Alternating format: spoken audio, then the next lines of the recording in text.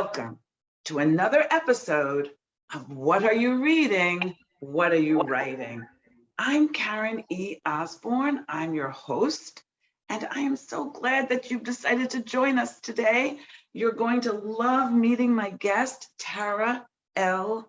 Thompson. Hey, Tara. Hey, Karen, how are you? Oh, I am great, and I'm so glad you were able to join us today. Thank you for having me on today. I'm delighted. Let me tell our audience a little bit about you.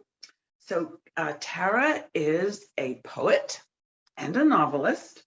Her debut novel, which was called Before I Say I Do, came out in the spring of 2014. And then she wrote a sequel to that one, Divided Souls? Divided Souls, yes, which came out in 2015. And although her novels are fiction, her roles as a daughter, as a sister, as a mother, and a friend are reflected throughout her work. She is now working on her third novel, Clara's Curse, which explores the cycle of generational curses. That's the truth, isn't it? It is. It is. Get passed down until somebody ends it. Yes. Says we're done. Maybe we can talk a little bit about that too, but we're going to start because this is What Are You Reading? What Are You Writing? So let's start with what's on your to read pile. What's sitting on your nightstand or on your Kindle? What are you looking forward to reading? Well, the first book I'm looking forward to reading is Yellow Wife by Sadiqa Johnson. I actually won that in it was a giveaway, and I love her, and I wanted to read it, but I don't read while I write, so it took me a while to write Clara's Curse. But Yellow Wife I actually started a little bit of it, and I like it so far. Oh, cool. Before you give us another recommendation, tell me why you don't like to read when you're writing. Because I don't want to be influenced by anything. I just want to have a clear, precise idea of what I want to write. And I don't want to be influenced by any other writers and anything. So I typically don't. I used to read while I was writing, but now I don't. You just don't. Okay. Yeah. So what else is on your to read pile? Also, I have Verity, I think that's how you say it, by Colleen Hoover. I've been hearing a lot about that, so that's on my to read list too. Excellent. And do you have any books that you've finished that you could recommend to our audience? Yes. This book right here is called Forever for Life, and it's a memoirs. 4 Black women wrote it, and it actually talks about forgiveness. It talks about healing, and it is so good. It's nonfiction, but it just gets into just healing and forgiving, and the importance of forgiving for yourself, not just that person. So this is a great book. That sounds wonderful. I do believe in that. When you don't forgive, you're just carrying all that anger and hurt in you, and it comes out sideways. Gotta move on. You gotta forgive, which is not easy. Not always easy, right? So tell us a little bit about your writing journey. How did you get started? I started off writing poems. I started off writing poems when I was maybe about 10 or 11. And I loved poetry. And in high school, I was introduced to the novel Black Boy by Richard Wright. And I love that book. I just love it. The descriptions, when he's talking about the pain and everything he went through growing up, it just set something inside of me. That book and Fly Girl by Omar Tyree. Those 2 books made me want to become a writer. Wow, that's a beautiful thing. And so your first book came out, and then you had a sequel to it. So what are they about? Well, my first book, Before I Say I Do, is about a young preacher's daughter. She's getting married, and 6 months before she gets married, she falls in love with another man. And she has to make a decision before she says, I do. Yeah. And so then the sequel is after she chose one of them. And what Yes, happens next? 4 years later, she made a decision and it turned out to be the wrong decision.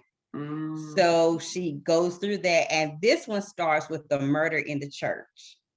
Oh, a Yeah. murder. Yeah. Oh, right. That's always a good way to start a story is with a murder. I love it. And the new one that you are working on now, is that a sequel also, or is that totally different? It's totally different. It's actually out now. It came out in September of last year. So it's out now. It's called Clara's Curse. Oh, that's wonderful. So what's Clara's curse? You said it's about generational curses. Tell us about it. Clara's Curse is about three sisters.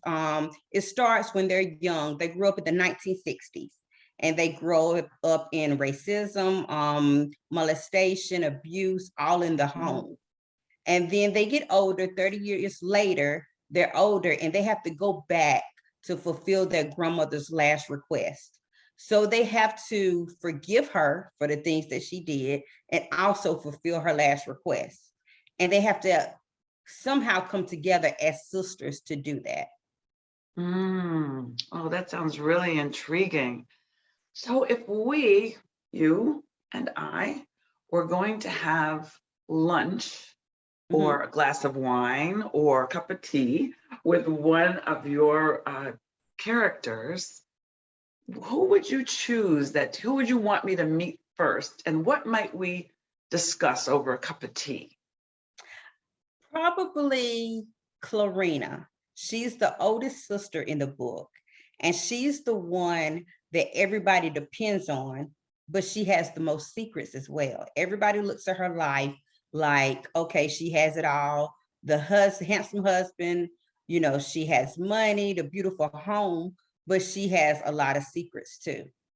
Mm, And we probably would sit down with her and talk about that. yes, and find out about her secrets, right? Yes. That would be very fun.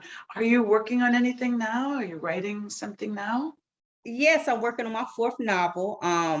It's in the beginning stages, so I'm still working on the outline. But it's coming together. It'll probably be out next year. Oh, great. Now you said you're working on the outline. Did you write all of your books with an outline or not? Like how do they, are you a outline first and then write so many words a day, or how does that work for you?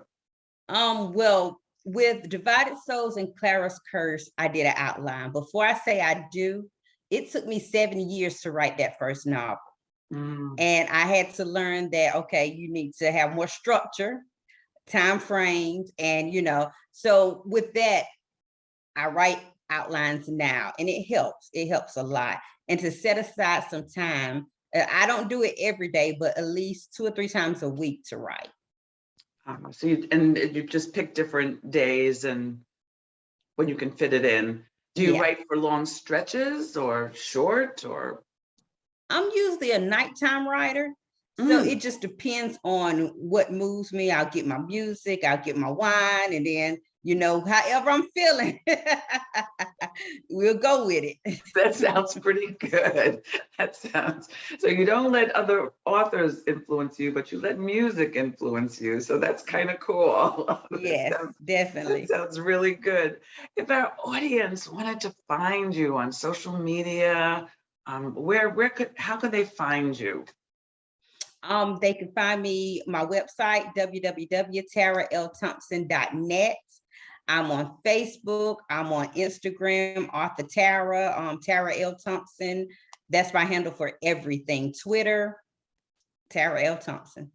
And did you? The reason I asked this is there turns out there's a bunch of Karen Osbornes out there, and at one writes, and she writes, and she's writing now. She has books out right this minute. So I had to get my E in there to make sure that I wasn't confused with this other wonderful writer. Is that what your L is about? Is there other Tara Thompsons writing out there in the world? Exactly. Yep. When I first started, I looked it up, and there's a Tara Thompson. She's an author. She has a lot of books, so I had to put that L in there. Yeah, yeah, that helps us though, doesn't it? It So, does. So all of you guys out there, remember, it's Tara L. Thompson. And I hope that you will check out her books. And you know how much we appreciate it. I'd like to remind you that when you read, it's so good to write a review. It helps us so much as authors when you take time to share a review. Yes. That's a really good thing. And I hope that I will see you next time, our next episode.